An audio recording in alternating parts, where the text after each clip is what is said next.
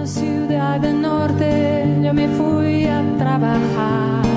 Mi vida la dejé entre Ceuta y Gibraltar. Soy una raya en el mar, fantasma en la ciudad. Mi vida va prohibida, dice la autoridad. Solo voy con mi pena, sola va mi condena. Correr es mi destino para burlar la ley. Perdido en el corazón de la grande Babilón. Me dicen el clandestino, yo soy el quiebra ley. Mano negra, clandestino, peruano, clandestino, boliviano, clandestino, marihuana ilegal.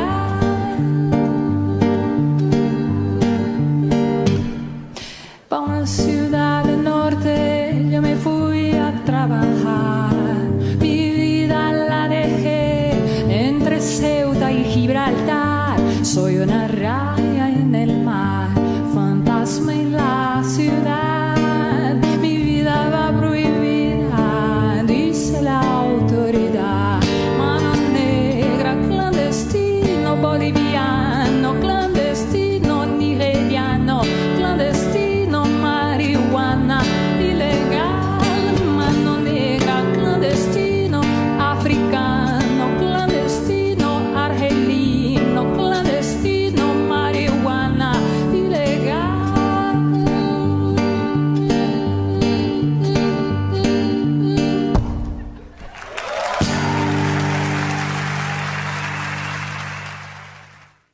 Então, escutamos Clandestino, do Manu Chao, com a Adriana Calcanhoto, né? Justamente assim, nós não estamos falando de... Deixa eu ver. Não é o meu. Tem um telefone gritando sem som por aqui. Na vibração, é. Embora nós não estejamos tratando de clandestinos, apesar de que muita gente pensa isso, né? Exatamente. Né, as pessoas pensam isso, mas não são clandestinos. São pessoas que estão legalmente, tanto os cubanos, né, que se falou bastante aqui no primeiro bloco, como que nós vamos continuar a conversar, agora também vamos tocar na questão dos senegaleses e etc., né, que não são clandestinos, todos estão em Rio Grande de forma legal. Só para chamar atenção, né, e deixar bem claro isso, porque as pessoas confundem, não nossos ouvintes, né, mas as pessoas confundem um pouco as coisas, né? É um pouco de xenofobia também, às vezes é latente, né? Às vezes as pessoas nem se dão conta disso, mas aquela má vontade, um pré-julgamento de que, como não é brasileiro, ou não é daqui, ou não é gaúcho, ou não é do Sul, que a pessoa... Fernanda, não, quantos argentinos nós temos aqui no Rio Grande do Sul? Argentinos circulando aqui por dentro. E uruguaios. Sim. Bolivianos, colombianos, americanos, europeus, asiáticos. Quanto nós temos aqui dentro do Rio Grande do Sul? Árabes. Muitos. Africanos. Não, os africanos a gente já sabe que já... Né? E por que exatamente cubano? Por que o foco cubano? É como eu digo... Sim, está escrachado. Exatamente. Está escrachado o preconceito contra Cuba. É um preconceito político. Exatamente. Né? Porque se é de Cuba, vídeo que aconteceu com os médicos cubanos, não em Rio Grande, mas com os médicos cubanos em vários lugares do país e alguns focos isolados também por aqui. Quando começou o programa assim, e caiu por terra, porque a medicina familiar cubana, né, é fantástica. Exato. Né? Quem tiver um dia a oportunidade de conhecer Cuba e conhecer o tratamento, a parte médica, a parte da saúde, a questão da segurança, vai ficar... Como disse, eu sempre digo, Cuba é um país pobre, sim, por causa do embargo econômico que os Estados Unidos faz sobre ele. Mas é um país milionário em outras questões. Né? Acho que o povo tem que conhecer um pouco isso para poder desmistificar essa ideia que o cubano está fugindo, que o cubano está isso ou o cubano está aquilo. Cuba tem uma cultura riquíssima, né? Fora de série. E tem uma tradição muito forte em muitas coisas, né? E porque eu acho que o grande problema é que são pontos de vista, porque são escolhas que são feitas, né? Os cubanos escolheram, não que eles tenham escolhido ser pobres, são pobres, como o Daniel falou, e a gente sabe que economicamente. Exatamente, economicamente. Em função do embargo econômico, de ser uma ilha, não é, com poucas condições de desenvolver agricultura, e uma agricultura já mais tradicional, né? O forte é o açúcar, né? E sem industrialização, que a gente sabe que também é um problema seríssimo, né? Os países industrializados, eles podem ter uma riqueza econômica, ter bens materiais, mas, em compensação, o passivo ambiental é seríssimo, né? E na saúde das pessoas, inclusive. E Cuba tem a melhor saúde do mundo, não existe criança analfabeta, a mortalidade infantil é quase zero, muito próxima ao zero. Então, assim, a questão de saúde e educação, eles são top de linha. Reforma agrária também. Não tem como negar isso, né?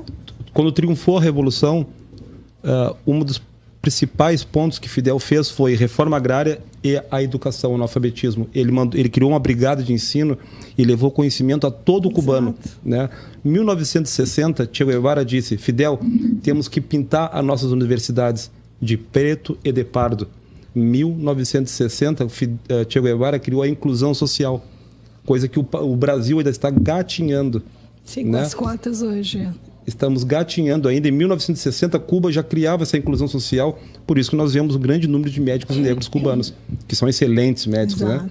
E aqui nós procurarmos dentro das nossas universidades, na questão de medicina, quantos médicos negros nós encontramos? O que tem de errado? Né? Algo está errado. Sim. Né? E não é... Bom, nem vou falar. Nem vou falar. Bueno, eu não sei assim, se vencemos o tema dos cubanos, mas eu acho que seria interessante a gente partir para outro assunto e depois vamos misturando também, né? Que seria esse projeto Espaço para Todos, que é um projeto desenvolvido pelo Comirate. Isso. Digamos assim, não é assentamento, mas esses meninos, os senegaleses, que hoje comercializam na rua, né, são ambulantes e tal, de ter um espaço próprio para comercialização. Então, eu Como acho é que está rolando isso aí? Importante a gente resgatar um pouco a origem Sim. do projeto, né? Sim. Então, ao longo de 2017, nós recebemos, né, e acompanhamos alguns incidentes deflagrados a partir do comércio ambulante dos senegaleses, principalmente no calçadão, né, ali nas proximidades de outros comércios, né? Sim. E diante disso nós entendemos que era necessário elaborar um estudo para verificar a viabilidade e também um diálogo com os próprios senegaleses, né, com os comerciantes também, assim, também ouvindo, né, de Sim. todos as suas ansiedades, as suas demandas relativamente ao comércio dos senegaleses, né? E nós entendemos então que era necessário um espaço, né? Partindo do pressuposto de que o Comirate abraça, né, as políticas públicas da amizade, que era uma coisa que nós já víamos, né, Fernanda, até Sim. já dialogamos aqui no Sim. programa, né, que a amizade, a solidariedade, a inclusão de todos, né? Nós então elaboramos um projeto. Foi um projeto que perpassou ali todos os membros do Comirate, né, que todos puderam se manifestar a respeito, no sentido de constituir um espaço para que os senegaleses, então, possam ofertar de forma regular, de forma não clandestina e pacífica as suas mercadorias. É um processo ainda embrionário. Sim. O projeto partiu, então, a iniciativa é do Comirate. Já levamos ao conhecimento do Poder Executivo, né, que agora também vai fazer a sua análise, né? Sim. Mas a ideia é que nós entendemos que, se não for por meio de uma política da amizade, nós só vamos estimular o ódio, né? Nós só vamos estimular a exclusão e nós sabemos muito bem que isso não nos leva a lugar nenhum. É verdade. Né? Então, eu acho que há uma vontade que parte dos senegaleses, que parte dos comerciantes também, de que todos possam, né, ocupar seus espaços de forma regular. Então, é nesse sentido que nós constituímos esse projeto. Com a lembrança, e essa lembrança é muito importante, ela foi muito fundadora, né, Cristina, dos nossos debates, de que a cidade de Rio Grande é uma cidade do acolhimento.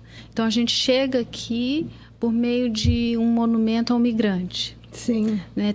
Entramos na Avenida Itália. Sim. É verdade. Então, eu acho que é preciso relembrar essa tradição da cidade, da hospitalidade, do acolhimento. E não a tradição da exclusão do outro. Né? O comércio no centro da cidade de Rio Grande, na verdade, ele é constituído ali por pessoas que vieram de fora em suas origens, não tem? Não tem ali muitos? Sim. A maioria. A maioria chegaram aqui como mascate, como não os que estão hoje, na verdade, né? Mas os seus pais chegaram aqui carregando malas e vendendo de porta em porta, né? São chamados mascates, né? Sim. Não, e a própria cidade, ela se constituiu de imigrantes, não... Imigrantes. Rio Grande mesmo é formado com o pessoal de Piratini, de Bagé. Minha família mesmo veio de Bagé. Do Paraguai para Bagé e de Bagé a Rio Grande. Sim, não. E antes disso, já lá desde a fundação, não é? Começou com o forte, que vieram soldados e pessoas de Portugal para cá, foram os primeiros habitantes. Quer dizer, não eram nativos, né? Existiam moradores nativos, mas não foram eles que criaram a cidade. Depois, dominação espanhola e depois todos os períodos econômicos que Rio Grande atravessou, né? Swift, né? Com os ingleses, então foram diversos, né? Também franceses na construção do porto, poloneses, alemães, a fábrica de charuto, a Swift. A Poker. Eu acho interessante. São várias nacionalidades que construíram. A Cidade Nova era... Eu lembro quando eu era pequena, eu lembro de escutar comentários que era, não um reduto, assim, mas era um bairro onde viviam as famílias polonesas. Claro que não só polonesas. Eu conheço descendentes de ingleses e de outras de holandeses, de várias outras nacionalidades ali, pessoas que vieram trabalhar nas fábricas, né? Vieram de uma Europa empobrecida, recebiam algum tipo de incentivo da Rengans, tipo um terreno grande, etc, para se instalar. Que migraram ali, por causa do quê? Da economia. Exato. Mas aí, Fernanda, é bom lembrar que, excetuando os povos originários, todos nós ou somos migrantes ou descendentes de imigrantes. Exatamente. Não tem. Né? O verdadeiro brasileiro é o índio, a maneira grossa de falar o índio, que na verdade são povos originários, mas o indígena quem estava aqui, né? É o verdadeiro brasileiro, né? É interessante, até falando dos indígenas, que nós temos hoje, morando em Rio Grande, indígenas que são do Paraguai, né? Isso. Da Argentina. Sim. Que, claro, como eles são povos nômades, então eles circulam, isso é natural deles, né? Mas a nacionalidade, elas são de outros. Inclusive, o pessoal do Comirate esteve lá, né? A gente faz um trabalho com eles. Mas a FUNAI, ele dá essa possibilidade deles transitarem, então, pelos países aqui da América Latina, né? Sim, porque evidentemente que as nações deles desconhecem as nossas fronteiras, as nossas nações, né? Que chegamos depois, né? E são constituições artificiais. Exato. E eu, a Cláudia, a Simone junto, a gente conversando com a dona Talcília. E ela deu uma lição de vida, assim, em poucas palavras. Eu falei para ela assim, tudo que o homem branco fez contra vocês, né? Roubou a terra de vocês, né? Marginalizou vocês, né? E o que vocês pensam sobre isso? Tu recorda o que ela disse? Recordo. Eu não guardo mágoa. Eu não guardo mágoa, né? Essa acho que foi a melhor lição, amar o próximo, né? Independente daquilo que ele tenha feito contra ti. Eu acho que os índios, principalmente aqui da região sul, ele tem uma diferença do índio do norte do país, né? O índio daqui, ele está marginalizado, ele está à beira da estrada, né? Ele está marginalizado pela sociedade. Né? Os da região Nordeste, eles conseguiram se estruturar melhor. Né? Eles têm as terras deles, eles têm um apoio melhor. Agora, os daqui, né, eles ainda são muito carentes, muito passivos de ajuda ainda, eu acho, né, daqueles que roubaram suas terras. Né? Eu acho que as pessoas têm que fazer uma reflexão, né, que quem são os verdadeiros donos dessa terra, que são eles, na verdade. Né?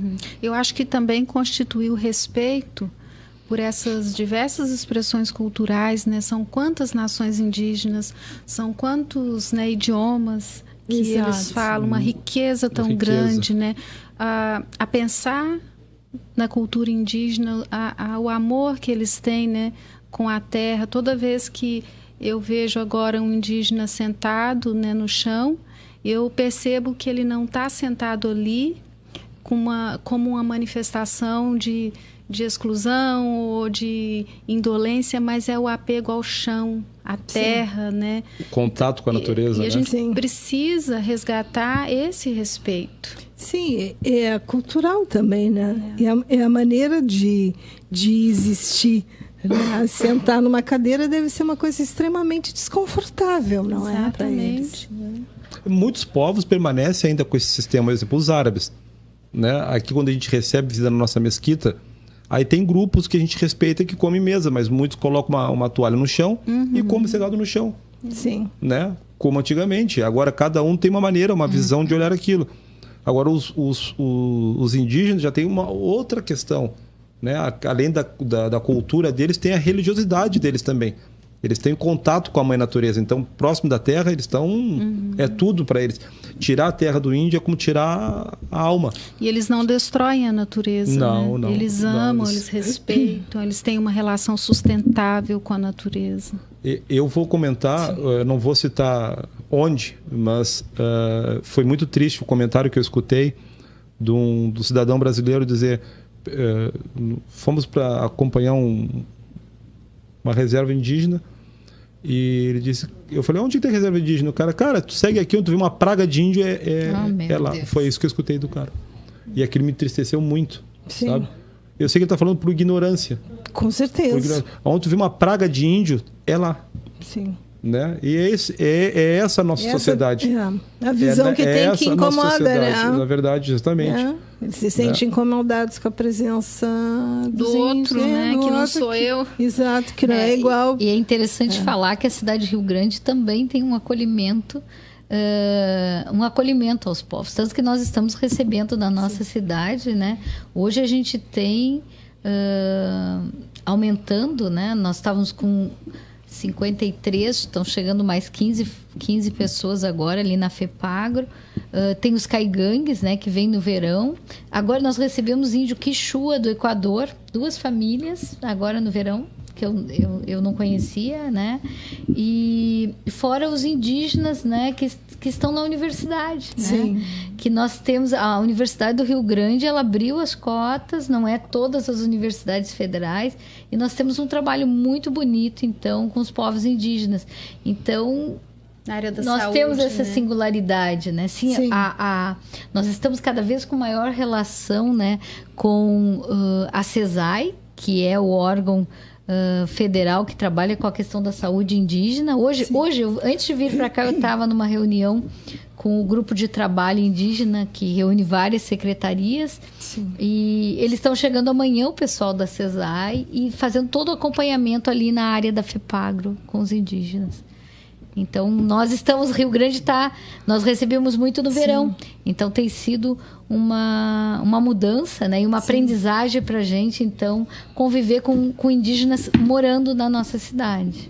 E o comitê, o Comirate tem trabalhado muito em cima disso, né? Para não deixar ninguém de fora desse auxílio, principalmente na questão das pessoas que estão na vulnerabilidade, né? Então, a gente tem trabalhado muito nessa...